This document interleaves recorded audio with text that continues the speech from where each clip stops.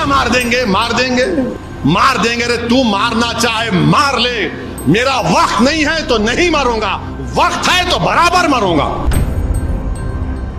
اور میں ان شیطانی طاقتوں سے کہہ رہا ہوں جو بولے مار دیں گے، ایک بات یاد رکھو، میں کوئی مرغی کا بچہ نہیں ہوں۔ ایک بات یاد رکھو، مرغی کا بچہ نہیں ہوں۔ بات کے حالات تم جانو، پھر میں اتنا آسانی سے جانے والا نہیں ہوں، پیٹ نہیں دکھاؤں گا انشاءاللہ تعالی۔ تم کیا تمہارے باپ بھی آ جائیں گے تو سامنے ٹھہروں گا میں انشاءاللہ تعالی۔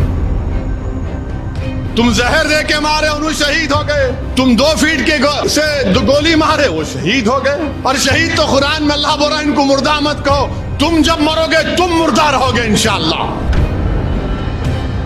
پس مردن فرشتوں نے جو تلاشی لی تو کیا نکلا؟ فقط ایک دل کے گوشے سے خیال مصطفیٰ نکلا۔ تمہاری نسلیں فنا ہو جائیں گے، ہم فنا نہیں ہوں گے۔ ہم ایک گھر سے دوسرے گھر کو منتقل ہوتے۔ میری زندگی کا مقصد تیری دین کی سرفرازی، میں اسی لیے مسلمان، میں اسی لیے نمازی۔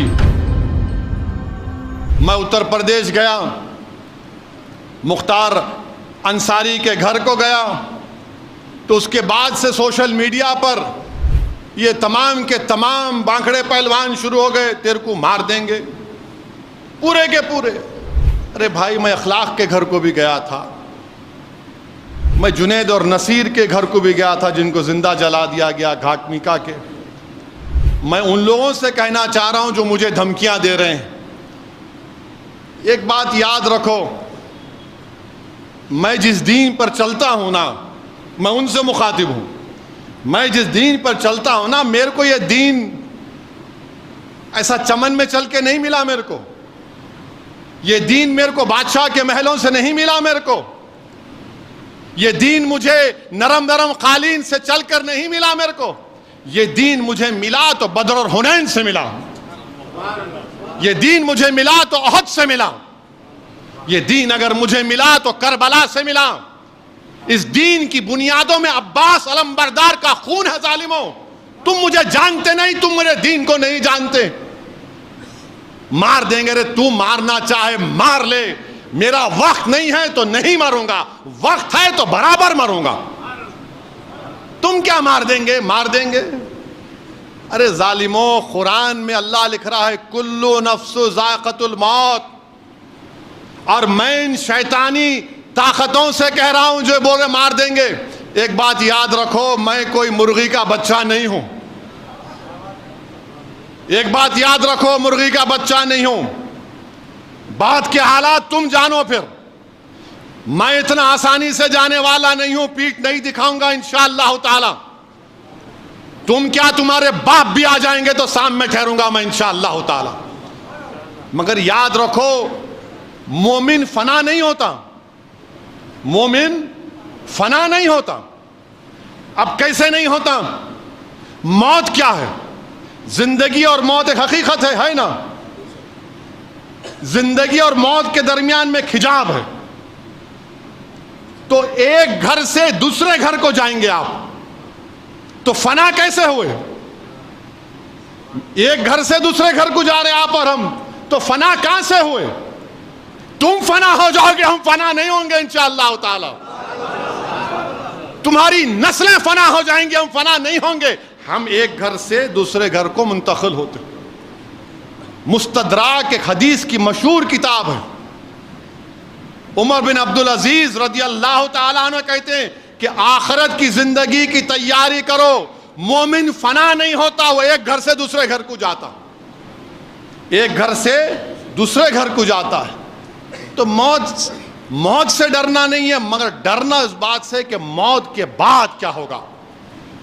جب خبر میں جائیں گے، جب حساب کتاب ہوگا، جب پوچھا جائے گا، جب تم سے اور ہم سے پوچھا جائے گا، اور انشاءاللہ تعالی جب ہم کو رسول اللہ صلی اللہ علیہ وسلم کا چہرے مبارک دکھا جائے گا، تو ہم پکار کر کہیں گے یہ میرے آقا ہیں انشاءاللہ، میں ان کا امتی ہوں، یہ محمد صلی اللہ علیہ وسلم ہے۔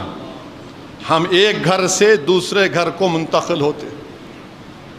مارنا ہے مارو، کیا کرنا ہے کرو، تم زہر دے کے مارے انہوں شہید ہو گئے، تم زہر دے کے مارے انہوں شہید ہو گئے، تم 2 فیٹ کے سے گولی مارے وہ شہید ہو گئے۔ اور شہید تو قرآن میں اللہ بول رہا ہے ان کو مردہ مت کہو، تم جب مرو گے تم مردہ رہو گے انشاءاللہ، تم جب مرو گے تم مردہ ہوگے، میں مردہ نہیں رہوں گا، میں مومن ہوں، گھر تبدیل کروں گا۔ کسی ایک شاعر نے ایک اچھا شعر کہا تھا، میری زندگی کا مقصد تیری دین کی سرفرازی، میری زندگی کا مقصد تیرے دین کی سرفرازی، میں اسی لیے مسلمان، میں اسی لیے نمازی، میری زندگی کا مقصد تیری دین کی سرفرازی، میں اسی لیے مسلمان، میں اسی لیے نمازی۔ کسی ایک عاشق رسول نے بڑا اچھا کہا موت خبر کے بارے میں، کفن کے بارے میں، اب میں ان ظالموں سے کہہ رہا ہوں کہ پس مردن فرشتوں نے جو تلاشی لی تو بھلا کیا نکلا، پس مردن فرشتوں نے جو تلاشی لی تو کیا نکلا، فقط ایک دل کے گوشے سے خیال مصطفیٰ نکلا۔ پس مردن فرشتوں نے جو تلاشی لی تو بھلا کیا نکلا، فقط ایک دل کے گوشے سے خیال مصطفیٰ نکلا۔ یہی ہوگا میرے سے بھی انشاءاللہ، ہم تمام سے یہ ہوگا انشاءاللہ تعالیٰ۔ پس مردن فرشتوں نے تلاشی لی تو کیا نکلا، فقط ایک دل کے حصے سے خیال مصطفیٰ نکلا۔ میرے بھائی یہ ہماری پہچان ہے، اور یہ ظالم جانتے نہیں، یہ مردہ لوگ ہیں، یہ جانتے نہیں۔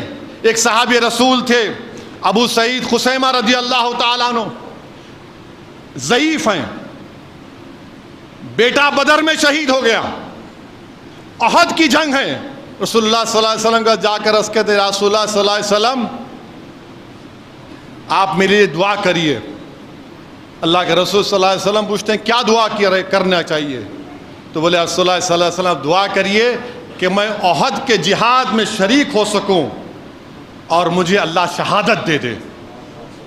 اور بولتے ہیں کہ جب جنگ بدر ہو رہی تھی تو میرے اور بیٹے میں یہ بحث ہوئی کہ میں جاؤں گا، تو ہم دونوں نے ڈرا کیا، خورا کیا، بیٹے کا نام اٹھا، بیٹا شہید ہو گیا الحمدللہ۔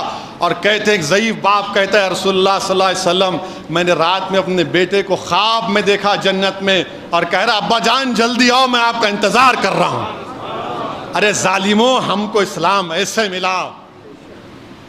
اللہ کے رسول صلی اللہ علیہ وسلم ان کے لیے دعا کرتے ہیں، وہ شہید ہو جاتے ہیں۔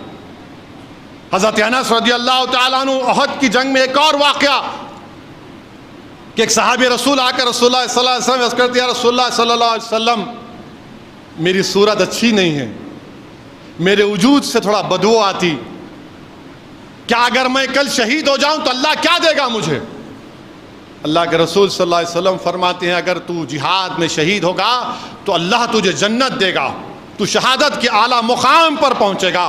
وہ جنگ میں حصہ لیتے، شہید ہو جاتے، جب ان کی لاش کو دیکھتے ہیں تو چہرہ نورانی ہو جاتا، جسم سے خوشبو آتی ہے، اور رسول اللہ صلی اللہ علیہ وسلم فرماتے ہیں کہ جنت کی حوریں اس کے استقبال کے لیے کھڑی ہوئی ہیں۔